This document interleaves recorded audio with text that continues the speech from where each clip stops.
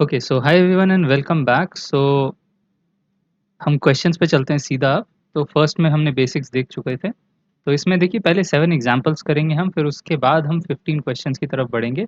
Video 20 minute से ज़्यादा होगा नहीं, तो इस 20 मिनट्स के अंदर जितने क्वेश्चंस आएंगे उतने करेंगे, ठीक है। और मैं फिर से रिपीट कर देता हूँ, 2023 में मैं रिकॉर्ड कर रहा हूँ 24 एग्ज़ाम के लिए। तो इसमें ये मैं जो प्रैक्टिस क्लासेस है मेरी, इसमें अभी है नहीं। तो नेक्स्ट ईयर से 24 ऑनवर्ड्स ये आ जाएंगी। तो जब मार्च 24 या वैसे जो भी देखेगा, तो उस समय ये सब अवेलेबल होगा। तो कैसे एक्सेस करना है ये सब डिस्क्रिप्शन में मैं डाल दूंगा, तो आप वहाँ पे चेक कर सकते हैं, ठीक है। तो चलिए जल्दी से स्टार्ट करते हैं। ये क्वेश्चन बैंक अपना एनसीईआरटी का क्वेश्चन। तो देखिए इसमें इस चैप्टर में सबसे जो इम्पोर्टेंट चीज़ है वो है इस डायग्राम को फिगर आउट करना।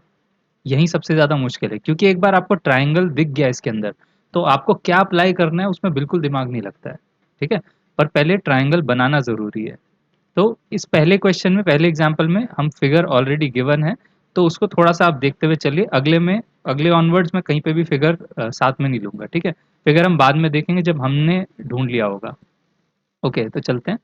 सबसे पहले अ टावर स्टैंड्स वर्टिकली। एक टावर है जो वर्टिकली खड़ा है, मतलब आप समझ सकते हैं ये वर्टिकल होता है ऐसे।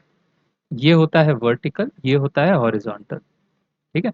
वर्टिकल एंड हॉरिजॉन्टल तो वैसे कैप्चर करना है। तो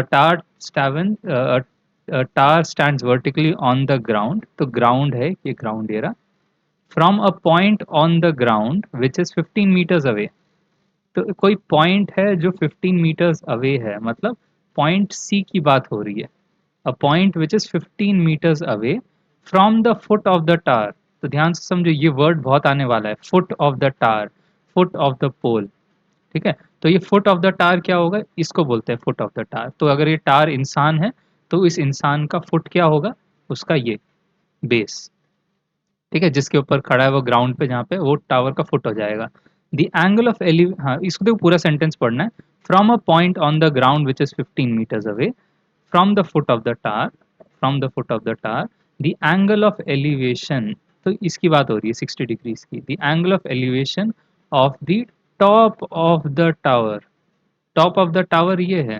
तो इस पॉइंट से ऐसे लाइन ऑफ साइट देखना पड़ेगा, लाइन ऑफ साइट, और फिर एंगल ऑफ एलिवेशन ग्राउंड से बनेगा। ग्राउंड इस बार होराइजन है, समझने की कोशिश करो, ठीक है। ग्राउंड से 60 डिग्री बन जाएगा। Find the height of the tower. हमें क्या पता लगाना है, ये पता लगाना है, मतलब ए बी पता लगाना है। आई होप चीज़ क्लियर है कि क्या करना है हमें, ठीक है। तो ऐसे आपको देखो, ये तो अभी भी छोटा क्वेश्चन है, पूरा बड़ा पैराग्राफ सा होता है क्वेश्चन। उसमें फिगर आउट करना होता है कि एक्चुअल डायग्राम क्या है, ठीक है। तो चलिए एक एक करके करते हैं। तो हमारे पास देखिए जो भी कुछ बना है, इसमें एक ट्राइंगल बन गया है, ठीक है। ट्राइंगल के अंदर क्या क्या पता है हमें, ये 90 डिग्री है एंगल बी, ठीक है। 15 मीटर्स का ये डिस्टेंस हो जाएगा, और ये 60 डिग्री। तो 60 डिग्री के हिसाब से सामने वाला जो ए बी जो हाइट है, ठीक है, ये हाइट ऑफ टावर है, ये हमारा है परपेंडिकुलर, ठीक है। ऐसे करके लिख देंगे। 15 मीटर्स हो जाएगा हमारा बेस 60 डिग्री के अकॉर्डिंग, और ए सी हमारा हाइपोटन्यूज हो जाएगा। जैसे ही मार्क करते हैं, तो कभी भी क्वेश्चन को करना है तो एक तरीका होता है कि आप लिख रहे हो, टीचर रीड कर रहा है, इमेजिन करो टीचर अगर रीड कर रहा है, तो आप टीचर को गाइड कर रहे हो कि देखिए ऐसे ऐसे ऐसे करके जाना है। तो सबसे पहले आप लिखोगे इन ट्राइंगल ए बी सी, क्योंकि आप टीचर का अटेंशन लेके जा रहे हो कि भाई इस ट्राइंगल के अंदर देखो। In triangle A B C, tan of, ये कितना है एंगल सी, आप समझ सकते हैं tan of angle C is equals to कितना होगा, through proper brushing, T by B, T by B. अब मैंने टैन को ही क्यों लिया, क्योंकि आप अगेन समझने की कोशिश करो, आपके पास इंफॉर्मेशन क्या क्या अवेलेबल है। आपके पास ये अवेलेबल है, 60 डिग्री है, और 15 मीटर्स का डिस्टेंस है ट्राइंगल के अंदर। ट्राइंगल की इन्फॉर्मेशन कितनी अवेलेबल है, बस इतनी सी अवेलेबल है। और इस इन्फॉर्मेशन से आपको कनेक्ट करना है ये वाला साइड, क्योंकि यही तो मेन निकालना है, height of tower.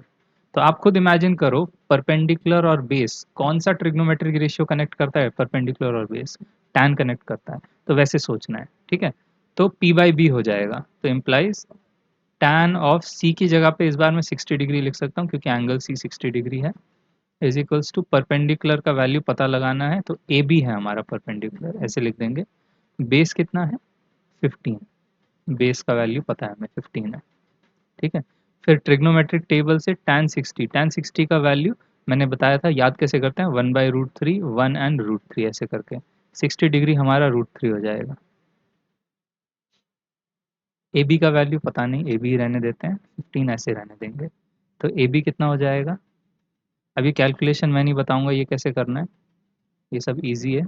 15√3 metres, metre ही क्यों, क्योंकि 15 भी हमारा मीटर था, आप देख सकते हो 15 भी हमारा यहाँ पे मीटर ही था, ठीक है। अच्छा यूजुअली क्या होता है, क्योंकि आप ए बी सी डी खुद डिसाइड करते हो तो टीचर को क्या पता है ए बी क्या है, तो आप लिखोगे देयरफॉर ए बी क्या है, height of tower, the height of tower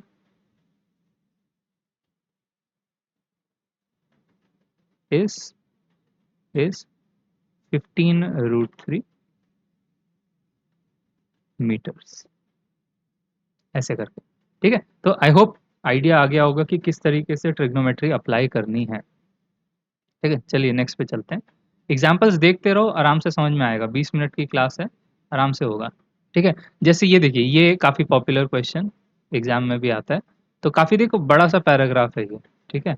but इसका फिगर भी गिवन है एनसीईआरटी में, पर मैं नहीं लेके आ रहा क्योंकि हम सबसे पहले फिगर आउट करेंगे कि खुद से कि क्या चीज़ है ये, ठीक है। तो उसमें आप कभी भी कोई भी ट्रिग्नो एप्लीकेशन ऑफ ट्रिग्नोमेट्री का क्वेश्चन करें तो पहले एक छोटा सा रफ स्पेस बना लें, यहाँ पे अपना रफ डायग्राम बना के देखो पहले, छोटा सा, ठीक है, बहुत छोटा सा, मतलब अगर ये आपका पेज है, अगर ये हाफ पेज है, तो एक छोटा सा इतना हिस्सा किनारे पे बनाओ रफ करके, यहाँ पे छोटा सा डायग्राम ऐसे करके पता लगाओ कि क्या चल रहा है, ठीक है। उससे क्या होगा कि गलत नहीं बनाओगे, सीधा फेयर डायग्राम बनाने बैठोगे तो गलत हो सकता है। तो चलते हैं, an electrician has to repair a electric fault on a pole of height 5 metres, एक पोल है 5 मीटर का हाइट का। अब आप खुद बताओ पोल ऐसे खड़ा करेंगे कि ऐसे खड़ा करेंगे, वर्टिकली होगा, ठीक है, पोल है, इलेक्ट्रिसिटी के पोल ऐसे रखे जाते हैं, मैं थोड़ा सा बड़ा बना रहा हूँ डायग्राम, ठीक है। ये ग्राउंड होगा और ये इलेक्ट्रिक पोल हो जाएगा मेरा, इसको लिख देते हैं pole. She needs to reach a point, अच्छा विमेन एम्पावरमेंट हो रहा है, ठीक है, she needs to reach a point 1.5 metres below the top of the pole, तो ये मेरा टॉप ऑफ द पोल है, 1.5 metres below the top of the pole, तो यहाँ से लेके यहाँ तक मेरा 1.5 मीटर्स है। आई थिंक पोल का हाइट मैंने लिखा नहीं, 5 मीटर का पोल है, तो पोल का टोटल हाइट यहाँ से लेके यहाँ तक 5 मीटर्स है, ओके। 1.3 मीटर्स, 1.3 मीटर्स का, सॉरी 1.3 मीटर्स का from the top of the pole, ठीक है। To undertake the repair work, मतलब इस जगह पे रिपेयर वर्क होना है, पोल पूरा 5 मीटर का है पर एक्चुअल काम इधर 1.3 मीटर्स पोल के नीचे होना है, ठीक है। What should be the length of the ladder so that should use she should use which when inclined at an angle of 60 degree. अब देखो लैडर कैसी खड़ी करते हैं वो भी किसी को बताना नहीं चाहिए आपको, लैडर ऐसी ही खड़ी की जाती है, ठीक है, थोड़ा सा एट मैक्स टेढ़ा ऐसे करके कर देंगे, तो लैडर ये हो जाएगा, लैडर, लैडर ऐसे खड़ा करा जाता है। तो वो बोल रहे हैं कि what should be the length of the ladder, तो लैडर का लेंथ हमें पता लगाना है, ये कितना लंबा लेंथ है, that she should use when inclined at an angle of 60 degree to the horizontal। 60 degree to the horizontal कैसे होगा, देखिए इस बार ग्राउंड मेरा हॉरिजॉन्टल है, ठीक है, फ्लैट अर्थ वाला नहीं बात कर रहे, तो ग्राउंड हमारा हॉरिजॉन्टल है, तो ये 90 डिग्री पे पोल खड़ा है, तो ये एंगल ऑफ इंक्लिनेशन हो जाए, एंगल ऑफ एलिवेशन हो जाएगा, is inclined at an angle of 60 degree, ये ऑटोमेटिक 60 डिग्री हो जाएगा। Would enable her to reach the required position, इधर पहुंचने के लिए क्या लगेगा, ठीक है, ये पहला पार्ट हो गया, इसको मैं ए मार्क कर देता हूँ। पार्ट बी है also how far from the foot of the pole, देखा ये वर्ड इंपॉर्टेंट है, foot of the pole, also ये फुट ऑफ द पोल हो जाएगा, पोल जहाँ पे गड़ा हुआ है, ठीक है, यहाँ पे फुट ऑफ द पोल, तो how far from the foot of the pole should she place the foot of the ladder,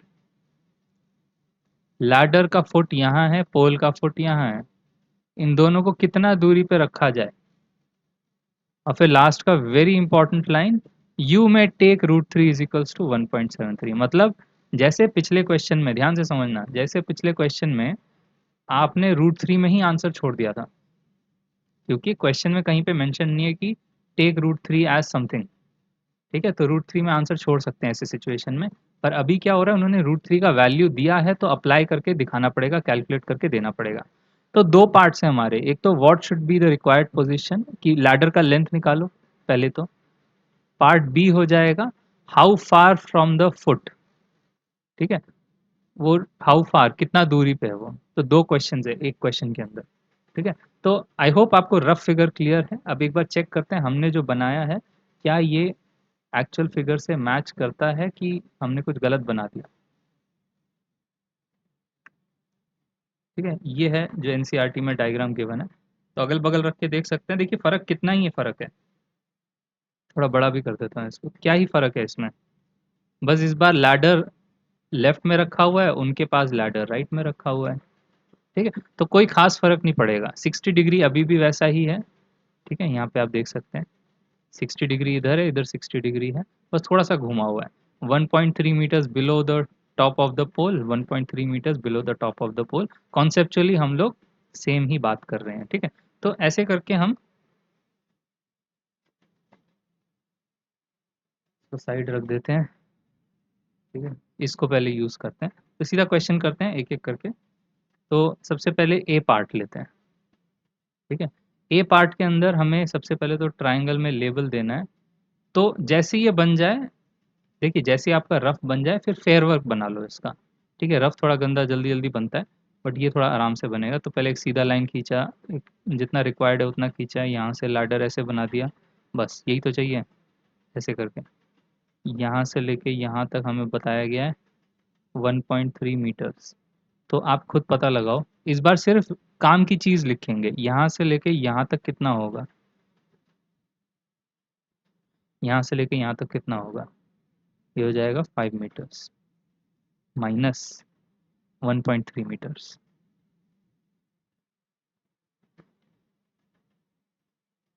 ठीक है, तो 5 मीटर्स टोटल लेंथ था, हमने ऊपर का हिस्सा हटा दिया। अब ये क्यों चाहिए, क्योंकि यहाँ पे ट्राइंगल बन रहा है, इसलिए मेरे को ये 5 मीटर्स माइनस 1.3 मीटर्स चाहिए। तो कितना हो जाएगा, 5 - 1.3, 4 एंड 3.7 हो जाएगा, 3.7 मीटर। ठीक है, और फिर हमें पता लगाना है ये लैडर का लेंथ। तो ए बी सी डी जरा मार्क कर लेते हैं, जैसे क्वेश्चन में गिवन है वैसे मार्क कर देते हैं। ए बी कोई नहीं, चलो आगे पीछे हो गया, कोई बात नहीं, हम यहाँ पे ये वाला डी ले लेंगे। ठीक है, चलेगा। तो सी डी हमारा लैडर का लेंथ है, लैडर लेंथ जो है हमारा सी डी है।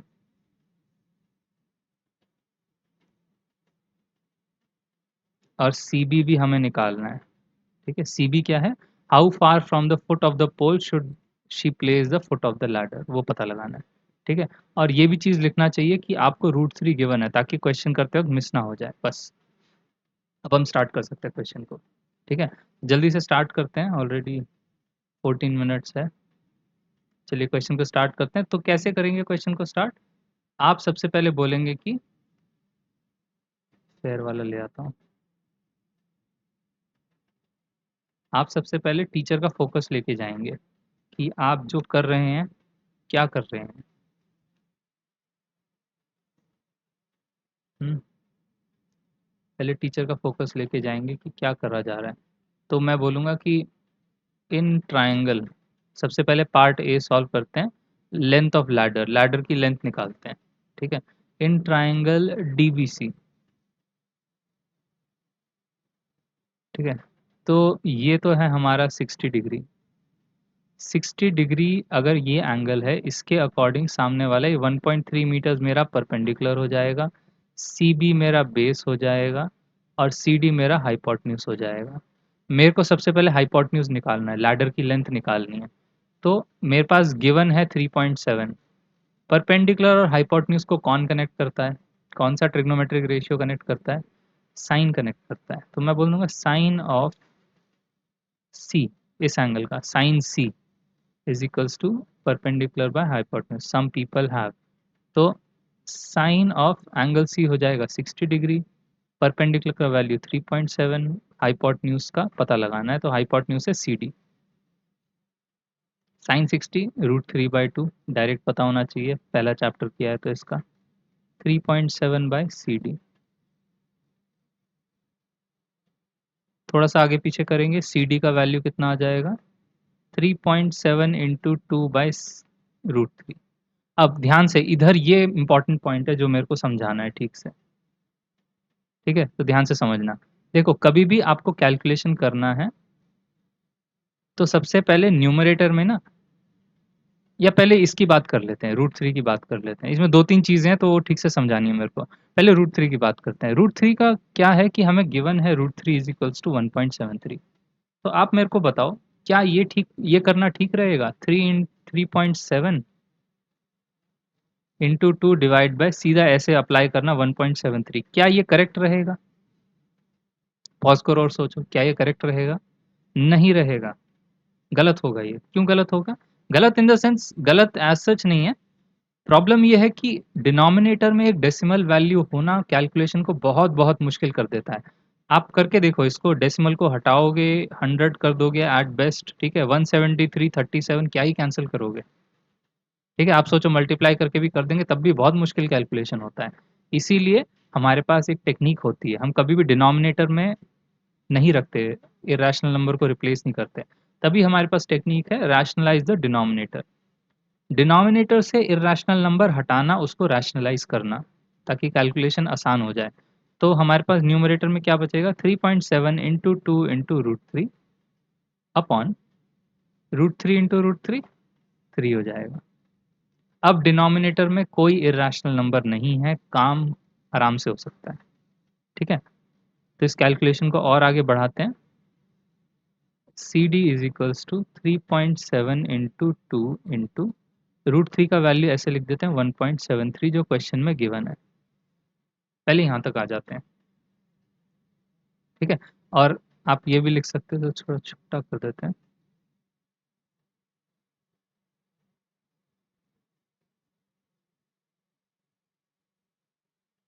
ऐसे करके, और यहाँ पे लिख देते हैं कि √3 इज इक्वल्स टू 1.73 ऐसे करके लिख दो, ओके।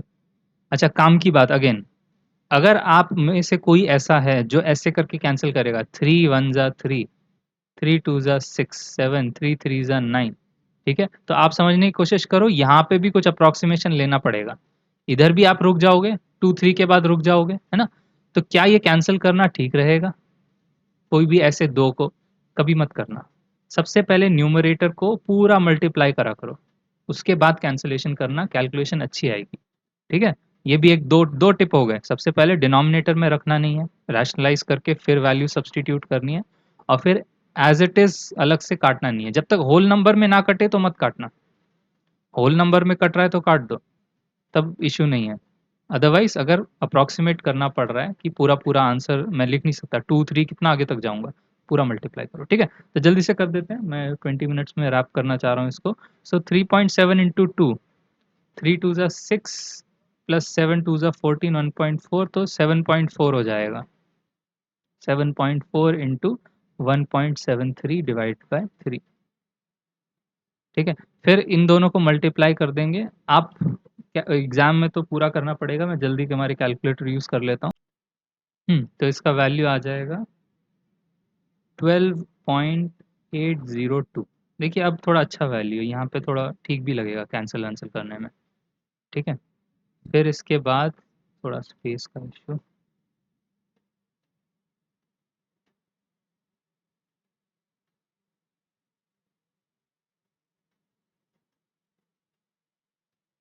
हम्म हम्म, हम्म, फिर इसके बाद आप इसमें लिखोगे C D implies C D is equals to, ये फिर भी कैंसिलेबल है, 3 4 जा 12, अच्छा इसमें भी पहले डेसिमल हटा देता हूँ ताकि कैलकुलेशन आसान हो जाए, इंटू 1/1000 कर देंगे, ठीक है। 1000 को हम लास्ट में डेसिमल रिप्लेस करने में इस्तेमाल कर लेंगे, तो ये कितना हो जाएगा, 3 4 जा 12, 2 जा 6 7 8, 3 3 6 जा 18, 3 7 जा 21, 22, 3 3 जा 9, इतना काफ़ी है, ये डेसिमल भी ज़रूरत नहीं था कोई खास, ठीक है। अपॉन में 1000, क्योंकि डिनोमिनेटर में 1000 है तो अल्टीमेटली क्या होने जा रहा है हमारे साथ, C D is equals to, इसको पीछे 3 डेसिमल प्लेसेस तक पहुंचा देंगे, 1 2 एंड 3, तो हो जाएगा 4.2673 ऐसे करके। ठीक है, इसको भी हम फर्दर, स्पेस कैसे कम पड़ रहा है, इसको भी हम फर्दर और कम कर देंगे। ठीक है, implies C D is equals to, आप मैक्सिमम 2 डेसिमल प्लेसेस तक ही दो आंसर। ठीक है, ज़्यादा देने की ज़रूरत नहीं है, तो ये हो जाएगा 4.2, यहाँ तक मैं कट कर रहा हूँ, ये 7 3 हटाऊंगा तो इसको थोड़ा सा बढ़ा दूंगा, 6 7 कर दो, 6 को 7 कर दो, 4.27 मीटर्स। और इसके बगल में लिखो अप्रॉक्स, APPROX, क्योंकि आपने अप्रॉक्सीमेट किया, ऐसे करके आंसर प्लेस करना है। और सी डी क्या था, सी डी है लेंथ ऑफ लैडर, तो यहीं पे हम बोल देंगे therefore the length of the ladder is 4.27 metres. बस, तो अगर आपको ये पार्ट समझ में आया तो हमने अभी अभी हाइपोटेन्यूज कैलकुलेट कर लिया। हाइपोटेन्यूज अगर कैलकुलेट हो गया है तो आप मेरे को बताओ, ये भी पता लगाना है अभी बेस, तो बेस कैसे पता लगाओगे, इसमें भी एक छोटी सी बात है, पहले आप क्वेश्चन अटेम्प्ट करो, होमवर्क जैसे ही ले लो, अगले वीडियो में मिलते हैं। ठीक है, तो यहाँ पे मैंने क्या किया, हम वीडियो 2 बनाया है, ये अभी वीडियो 2 में हमने किया एग्जाम्पल 1 एंड एग्जाम्पल 2, अभी स्टार्ट कर रहे हैं, एग्जाम्पल 2 में भी ए पार्ट किया सिर्फ, अभी स्टार्ट कर रहे हैं तो थोड़ा सा स्लो चलेगा। ठीक है, चलिए अगले में मिलते हैं, वीडियो 3 में मिलते हैं। Thank you.